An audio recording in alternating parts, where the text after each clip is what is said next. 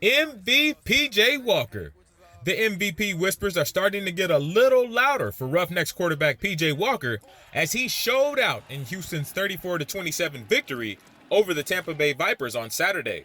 With the win, the Roughnecks stand alone as the only undefeated squad in the XFL. And that P.J. Walker to Cam Phillips connection I told you about last week, it kept right on going as they connected for 3 touchdowns for the second consecutive week in the back-and-forth contest. The biggest of which was right here. Now look at this. P.J. Walker takes the snap, gets drilled as he throws it, and some way, somehow connects with Cam Phillips, who takes off like a rocket straight out of Space City. With that touchdown, Houston took their first lead of the game, and they converted the first 3-point conversion attempt in XFL history to take the 6-point lead 9-3. With P.J. Walker and Cam Phillips both being selected as back-to-back XFL Star Players of the Week, and now the first 3-point conversion attempt in league history, making history is becoming a routine theme in the Bayou City. Communication is vital in any relationship. The quarterback-wide receiver relationship is no different. And if you ask P.J. Walker, it's a big reason why this duo is quickly becoming the best in the XFL. It's Cam Phillips making people miss into the end zone for yet another. We do a lot of talking, communication between me and him is awesome. And I tell him, if you're there, I'm going to find you, And we talk every drive, basically, mid-drive, and we just continue to talk on the sidelines. And, we talk about what we see out there, talk about what he sees from the secondary. Just give me the input on what he sees as well, and it helps. Walker has drawn comparisons to notable mobile quarterbacks in the NFL, like Super Bowl MVP Patrick Mahomes and his Houston counterpart, Deshaun Watson.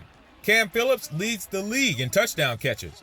He closed out Saturday with 8 catches, 194 yards, and those 3 touchdowns. Off the field, though, he and Walker have bonded over one of Houston's best qualities, the food scene. The Roughnecks are arguably the best team in the XFL, and they're improving every week. And the biggest forces behind that success? Camaraderie and chemistry. I'm happy for the guys more than anything. You can hear them in there. That's builds the chemistry.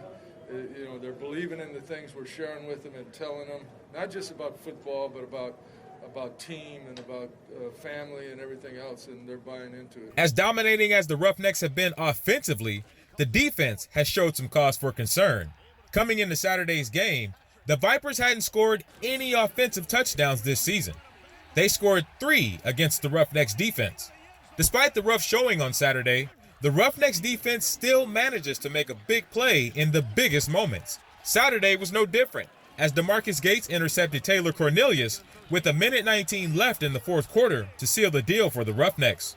4 of Houston's 5 interceptions this season have led to touchdowns. They lead the league in quarterback pressures and have 8 sacks through 3 weeks.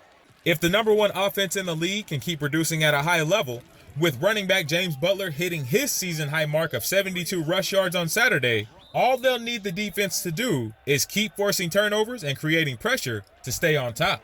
Next up for the Roughnecks, a road trip up north for the I-45 showdown against the Dallas Renegades. Roushell Hamilton Jr., Ro4Sho TV.